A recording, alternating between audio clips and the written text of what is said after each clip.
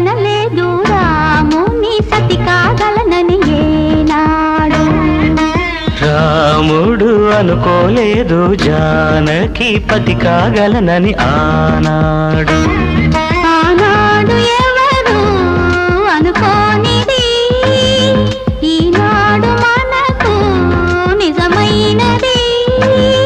ఆ రామాయణం మన జీవన పారాయణం. రాముడు అనుకోలేదు జానకి పతి కాగలనని ఆనాడు.